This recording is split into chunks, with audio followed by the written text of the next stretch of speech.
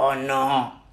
Donc le retour aux sources, c'est utiliser la grossièreté. Les enfants te suivent. Les enfants te suivent. Ah bon? Vos artistes qui utilisent la grossièreté, qui font l'apologie du crime, du viol, de la drogue, du braquage dans leurs chansons, les enfants ne les suivent pas. Vos princesses qui font l'apologie des fesses, qui bougent les fesses sur les réseaux sociaux, vos princesses, vos blanches, vos noires, vos mannequins qui font la bordellerie sur les réseaux sociaux, là, les enfants ne les suivent pas.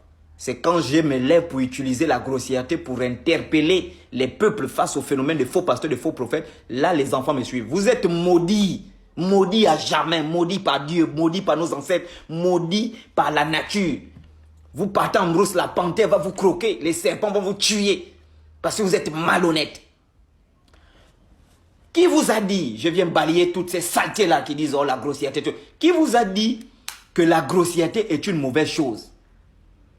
La grossièreté est un langage qui a toujours été utilisé par nos aïeux et nos ancêtres, dans nos villages, dans nos pays, dans nos royaumes, lorsqu'il fallait interpeller les autorités face à un problème qui était constaté, on devait accéder au langage qu'on appelait la grossièreté pour interpeller les autorités.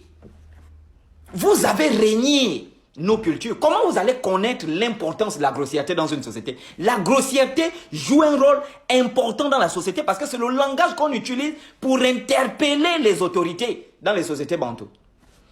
Dans la civilisation bantoue, la civilisation c'est le corps. La culture c'est la colonne vertébrale de ce corps-là.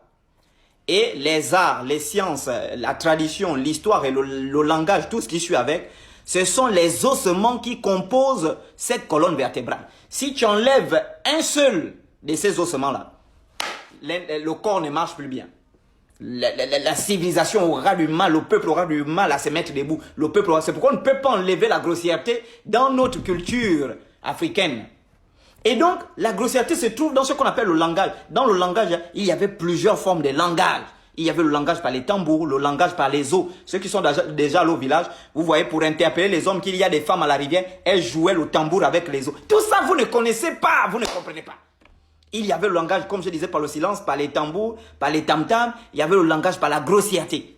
Et donc, quand on voyait un homme, une femme, un jeune homme, une jeune femme utiliser la grossièreté, tout de suite, les anciens étaient interpellés qu'il y a quelque chose qui ne va pas dans la société. Cette personne-là a constaté un problème que nous n'avons pas constaté. On faisait appel à la personne pour nous dire c'était quoi le problème. Et on devait faire promettre à la personne, ou bien on devait promettre à la personne que, d'accord, on a compris, nous allons résoudre le problème. Et une fois le problème sera résolu, tu arrêtes d'utiliser ce langage parce qu'on a accès à ce langage-là que pour interpeller. Mais tout ça, vous ne connaissez pas. Moi, j'ai fait, je vous donne un exemple palpant, j'ai fait 6 ans en pays Pouvi, chez les Bavouvi, hein, un peuple de guerriers, vraiment des gens puissants, avec leurs guerriers du village Mapouma. Ils ont combattu l'armée française dans les années 1907, ils ont vaincu l'armée française. Ils avaient des belles femmes, les Pouvi, pas les salopes là qui disent oh je suis princesse Pouvi, princesse, des vraies salopes qui bougent leurs fesses, qui sentent mauvais là, dégagez de là avec vos culs sales.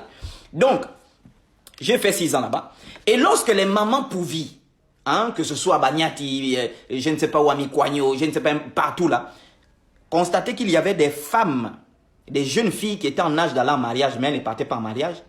Elles devaient organiser ce qu'on appelait les manangas. Voilà.